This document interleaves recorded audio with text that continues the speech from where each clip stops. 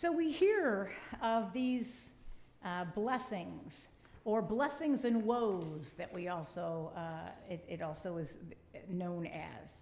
The blessings, beatitudes, right? And they talk about what it means to be poor. Now, I personally, I'd like to think that, maybe sometimes I was like, oh, I sure feel poor.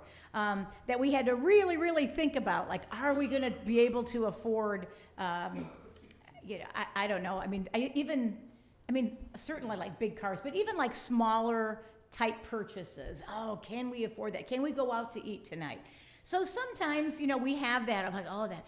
But as I get older and we do more things, the more that I just see that, trying to figure out whether or not you can afford to go to Applebee's or something, there's a lot of people that have much, much bigger issues than just something like that. Or, gee, we just went to Disney World last year. Can we afford to go again next year or the year after?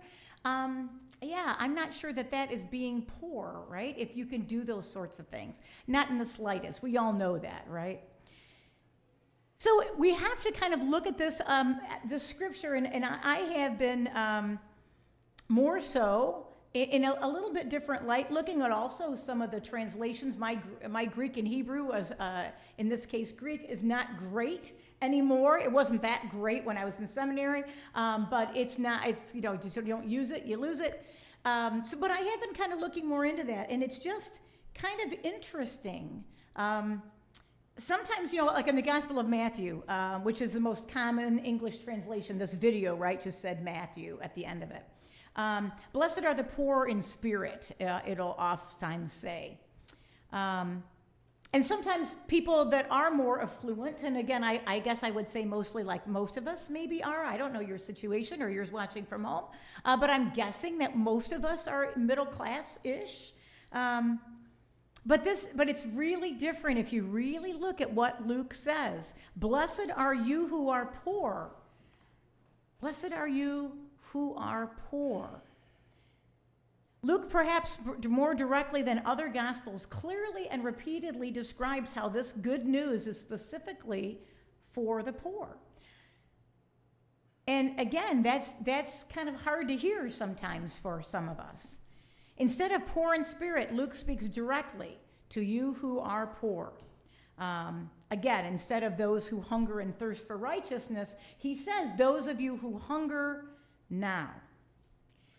So it kind of makes us, I think, really have to confront the lived experiences of poverty and hunger. And again, maybe some of us have actually had that. I know there's been times where, we're doing intermittent fasting now for a couple years, and there are times where I actually feel hunger, but it always is still like, whoa, like that's a different feeling, because most times I'm not actually hungry before I sit down to eat, because we always have money to buy our own food. And so I think, again, for some of us, it's just kind of out of our level of experience to actually feel hunger or to actually feel poverty. I looked it up. I have to find it. There it is. In 2023, 36.8 million people lived in poverty in the U.S. That was 11% of the population. 36 million people living in poverty. And the family of four, 2025 numbers for a family of four, if they are in poverty, is 32,000. Now, 32,000 sounds like quite a bit. I mean, but yet if you look at it and go, okay, a family of four to feed on that amount. Think about maybe how much that you make or we make or you at home make. How would you do with 32,000 for an entire year to feed a family of four?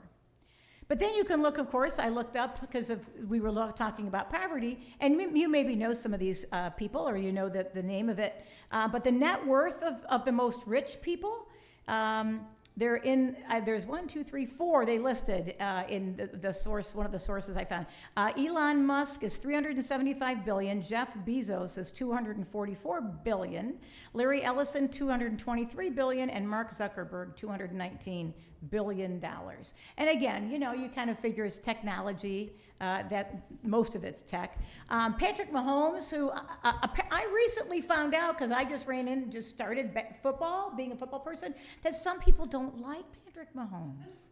And I was just like blown away by that. I'm like, what do you mean? But watch Quarterback, that show, because Mark and I watched it, and really, really just, he's just, and again, I know there's cameras rolling, but did seem like a pretty decent guy. So I'm not saying maybe he doesn't deserve this money, but he made $45 million just last year. Cardiac surgeons make $535,000 a year, approximately, average. Public school teachers, $69,000 a year. Which again, when I first started teaching, I would be like, oh my gosh, $69,000 a year? But again, that was 20 years ago. Grocery store employees, I just looked up, $49,000 a year. Which again, sounds like a lot until you start to try to have to buy groceries and all the other things that we need to get. So there is, I think we all have seen and know this, a huge disparity in wealth. And it's growing that way, a growing wealth inequality we see over and over and over. So it is hard, again, to kind of hear some of these scriptures and want to be able to do something about it, to want to be able to understand it and to see, okay, God, what are you telling me through this scripture? Because I think we all share, because we are all humans, an intolerance to see our neighbor suffer. Now, I don't know if that's true. Maybe you know some people that could care less what's happening around them. They just worry about themselves.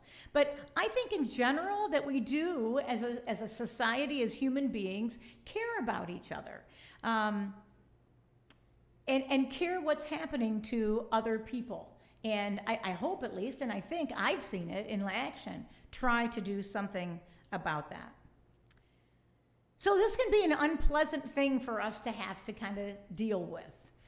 This idea that Jesus is saying that we are not blessed because we maybe have in a disproportionate amount, maybe our whole country, maybe our community, maybe ourselves. And it's difficult because I totally get it. I work hard.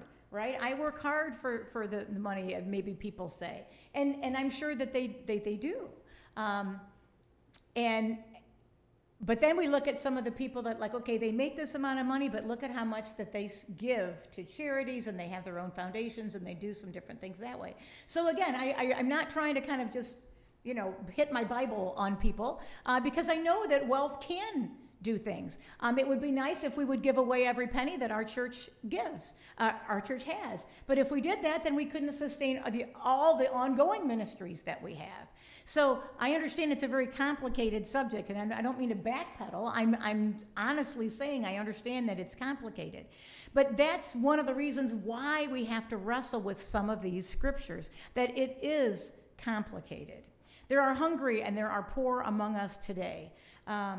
And again, they're absurdly wealthy as well. And so we need to kind of work on that, is to try to figure that out. Of school teachers, that's a really important job. Maybe that needs to be given some more finances. Maybe you see some other things too, that there just seems to be just a disparity. We don't have a choice sometimes that we have to confront the realities of Scripture. No matter how difficult sometimes those are to be. And again, I come forward with no easy answers, except that I do feel that we need to be opening our eyes to things and trying to figure things out.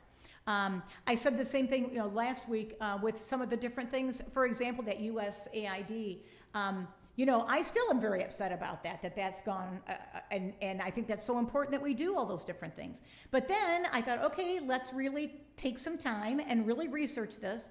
And there are some things in question that absolutely should be brought out into the light. are we spending this money in the best way possible? So, complete disclosure is always very important. And taking the time to look at those different things and make those choices, that is important. But how quickly we can just look at one side and go, oh, we're completely right, they're completely wrong, and vice versa. So for as much as we have so much going on in our world, we need to try, I think, to take the time to look at things, again, through the lens of Jesus and through the lens of fairness and equality. Jesus talks about a great reversal in this, right? Blessed are you who are this, because it will happen in future. Woe to you who are doing this. Again, there's another section there on blessings and woes. But Jesus, I think, asks us to come to a leveling place and to do two things. This economy of Jesus that we hear about in Luke, to discern real solutions, concrete ways to fulfill a vision of the future that will help to level the playing field of the disparity, a wealth disparity. And I think, again, the church has a very purposeful role in filling up these kind of stone jars we've been talking about, to look and see who is suffering. How can we help? From serving and advocating to changing our own behaviors. So part of what I'd like to talk about today is this idea of a gift economy. Now, we had talked about that a little bit before, several weeks ago, about a month ago. But I did want to complete my sermon today just by reading a little bit to you. I know a few people have read this book and have said, positive things about it, but I just wanted to just share just a couple of the most, the sections that really impacted me. And again, this very short, just these 2 little pages, and then we'll talk just a little bit about it. But thinking about the idea, 2 things. One is, as you're listening, of how can we change our view? If we need to change our view, but we won't know until we examine ourselves, right? How often can we just sit there being very, very self-righteous, right? As Christians, unfortunately, we do that. Maybe just certain personality types, maybe, but it also has to do with our lived experience. That we have to look at, am I in the right on this? Or could there possibly be something of value that another side or another opinion would have to teach me? And again, all of that goes through the lens of Christ. So you'll see my blueberries here. I don't know if you saw them or not, but I did bring some blueberries as part of my grocery store. And then I thought, oh, wait a minute, I'm going to use these also as a visual example, right? So she talks, this is a book again called The Serviceberry by Robin Wall Kimmerer, Abundancy and Reciprocity in the Natural World. So she talks about these service berries. I've had some pictures up every once in a while of they're kind of a red berry that hangs on a tree, that especially I think out west, but that they have all these different properties. Again, she is a Native American, and that she has used them in her culture as well. So anyway, so see what you think of this. In a serviceberry economy is what she calls it, I accept the gift from the tree and then spread the gift around with a dish of berries to my neighbor, who makes a pie to share with his friend, who feels so wealthy in food and friendship that he volunteers at the food pantry. You know how it goes. In contrast, if I were to buy a basket of berries in a market economy, the relationship ends with the exchange of money. Kind of like, that's why I was kind of working with the kids too, to teach the kids to help others, but also for us to think about that. That's what we do, right? Well, I have money, I can go buy this one item that I want to go buy. Once I hand over my credit card, I have no further exchange with the clerk or the store. We're done. I own these berries now and can do with them as I like. The clerk, the corporation, and I, the customer, have a strictly material transaction. There is no making of community, only a trading of commodities. Think of how strange but wonderful it would feel if you met the clerk on the street and they asked for your recipe for serviceberry pie. That would be out of bounds. But if those berries were a gift, you'd probably still be chatting. To name the world as a gift is to feel your membership in the web of reciprocity. It makes you happy, and it makes you accountable. Conceiving of something as a gift changes your relationship to it in a profound way, even though the physical makeup of the thing has not changed. A woolly knit hat that you purchase at the store will keep you warm regardless of its origin. But if it was hand knit by your favorite auntie, then you are in relationship to that thing in a very different way. You're responsible for it, and your gratitude has motive force in the world. You're likely to take much better care of the gift than that of the commodity hat, because the gift hat is knit of relationships. This is the power of gift thinking. I imagine if we acknowledge that everything we consume is the gift of Mother Earth, we would take better care of what we are given. So she goes on and talks about that, but I love that on so many different levels of thinking about things as gifts that the earth has given to us. The wood pews that you're sitting on was wood from the earth. The very air that we breathe, so many different things. But if we can be thankful for those things and not take for granted those things and go into relationship with those things, it changes the way that we treat those things and each other. I truly believe. I just want to read another small section. The words ecology and economy come from the same root, the Greek oikos, meaning home or household. The systems of relationship, the goods and services that keep us alive. The system of market economies that we're given as a default is hardly the only model out there. Anthropologists have observed and shared multiple cultural frameworks colored by our very different worldviews on how we provide for ourselves. So again, that's another thing that we are trying, I hope, to do, is change our worldview. Change our worldview. What was the worldview of Jesus? Again, that we always have to go back to that. What was the worldview of Jesus? Was it to hoard and just take what's mine and only give it to just people that I like, or that people that look just like me, or people that have worked really hard for it, so I'm just going to give you some? But instead, to work for the good of all. And again, over and over in scriptures, we see that over and over. She continues, as the berries plunked into my bucket, I was thinking about what I do with them all. I dropped some off for friends and neighbors, and I'd certainly fill the freezer for Juneberry muffins in February. This problem of deciding what to do with abundance reminds me of a report shared by Lewis Hyde in his essential book, The Gift, that linguist Daniel Everett wrote as he was learning from a hunter-gatherer community in the Brazilian rainforest. There's a lot there, but I love this quote. So it was a hunter-gatherer in the Brazilian rainforest, okay?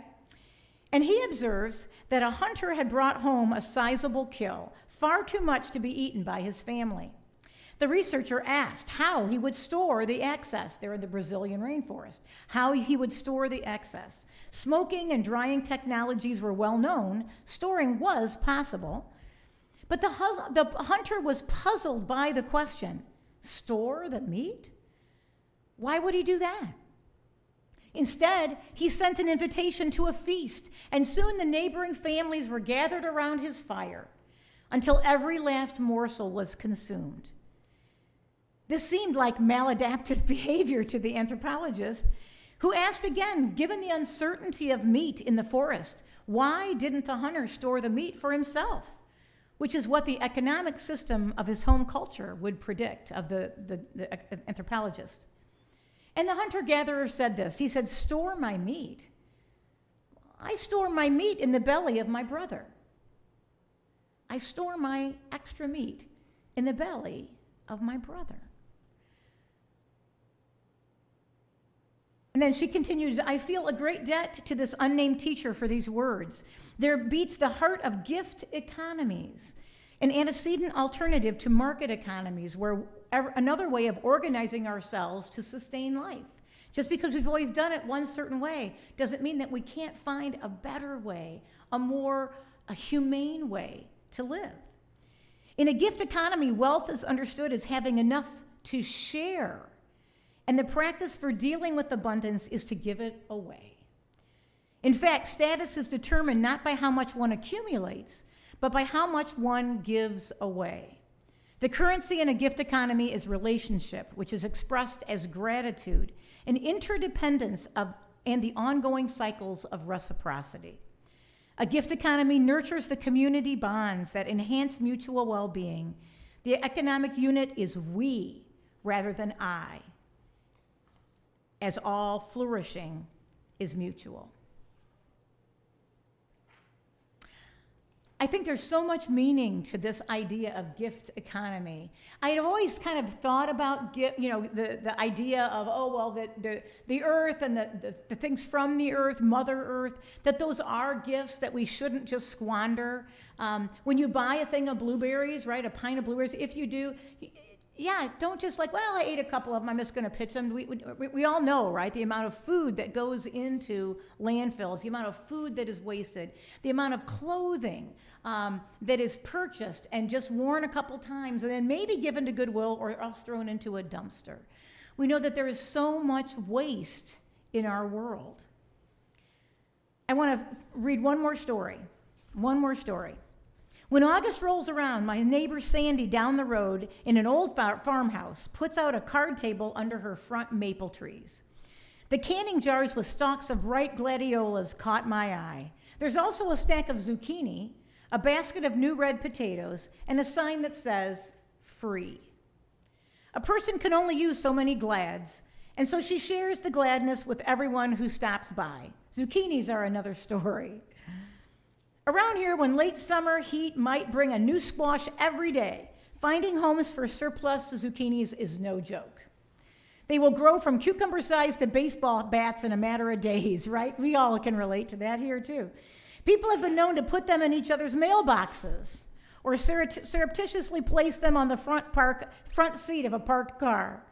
I'm not sure that this could be framed as a gift, more like a stealthy game of self-preservation.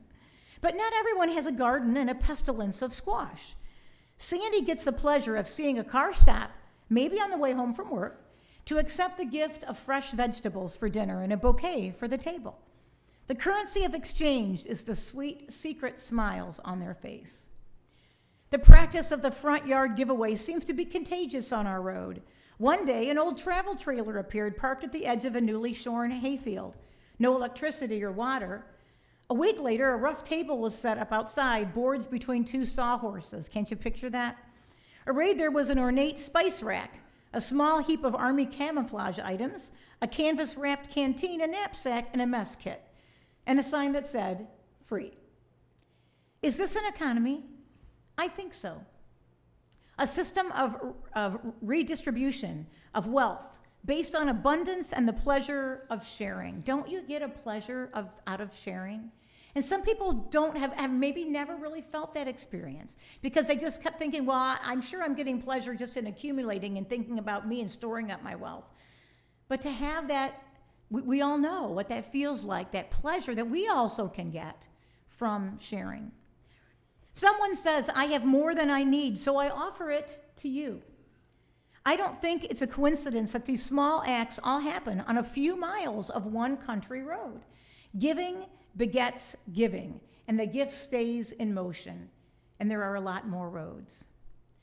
So again, isn't that something that we can do as well as a church? How is it that we, and again, I see it, these acts here at the church. I see it in some of your individual lives, all of your lives at one point or another. I hope you see it in mine. But how is it that we can have this gift of reciprocity, that we can share that and use that maybe as an example for the world of this is one way, but here is a more loving, humane, Jesus-like way. And if we can do that in our community and in our world, in our corner of the world, again, just like that paying it forward, that I think that really could make a difference if we could do that. I encourage you to read this book if you get a chance. Again, I have an extra copy, or will be returned soon, but I have my copy as well. It's a very quick read, but there are just some moments in it, like that idea of why would I store my meat? I store it in the belly of my brother. I just keep thinking about that, or these stories of when I go in, what is this like, and what else can we do? Not necessarily just buying from other people, our groceries, but there are so many other examples that we can do that with, of how is it that we can share our resources? How is it that we can work together? And it all comes down to having a new vision. So I have kind of a fun, I hope at least you'll like it. It's the skit guys, so they're usually pretty funny. But a video is kind of extreme. It's called Peanut Butter Glasses. But I hope that what you take from it, again, is that idea of sometimes we just have blinders on because we've always done things a certain way, or that's just how the world works. And there's always newness that we can find with clarity through Jesus. So I hope you enjoy it. We all see the world through our own set of glasses, don't we? My grandmother, she saw the world through a very unique set of glasses. Even though it was tainted with sweet tea and a side of gravy, she had so many thoughts on gravy. She also had a very strong opinion on how peanut butter sandwiches should be made. I mean, first off, you need some very fluffy white bread, none of that 9-grain whole wheat business. And it's basically 2 parts jelly right here, and then 1 part peanut butter. She also had this saying, and I think about it every time that I make one of these sandwiches. If you did something that didn't make a lick of sense, she would look at you dead in the eye and she'd say, well, now see what you did right there? Well, that's about as good as a pair of peanut butter goggles. What? I mean, it made no sense. It was more of like an eye roll or something. Peanut butter goggles. But I tell you, the older I get, my grandmother, she was a pretty wise woman. Okay, all right. Yep, that'll do it right there. I mean, okay, I can see decently, okay? And I could probably even manage my way throughout the day like this. And if I put a little effort into it, I could probably even get comfortable with it. Yeah, live like this. Peanut butter goggles. Now, I don't necessarily think that she was talking about the peanut butter nor the goggles. No, I think there was a bigger issue at hand, and I think she was talking about the matters of the heart. So right now, I can't see anything. But what it does, it allows me to look inward, and it makes me see the blind spots in my life. Okay, for example, this is just one of many, but I don't see the good in things. It's always negative first, which doesn't allow me to see God's goodness. I mean, because let's face it, I've been hurt some, yeah. I've been bitter, a little bitter, okay, a lot bitter. I have done things to hurt myself, and then I blamed it on other people. I've been angry, and at times, you know what? I've been a little entitled. With my eyes covered, it's dark. It's kind of like being in the desert. I mean, I can't see clearly, I can't see good, and I can't see purely. God says, blessed are those who are pure in heart. Friends, if this is the condition of my heart, the condition of your heart, I mean, what hope do we have? I don't have a pure heart. My heart is weighed down, it's sticky, it's smeared, it's hurting, it's broken. I mean, I've made a mess of things. I don't want to live this way, but I choose to. So I try desperately to clean up my heart. And you know what? I mean, that's just it, isn't it? I mean, would I try to do things in my own power? It's just a mess. Maybe that's why King David said when he wrote that song, create in me a pure heart, O God. Yeah, because God is the only one that can do that. Reminds me of something else my grandma said. She'd say, well, you see here, if you would protect your heart as much as you protect those buttermilk biscuits, you're going to be okay. Buttermilk biscuits. Now that's a story for another time.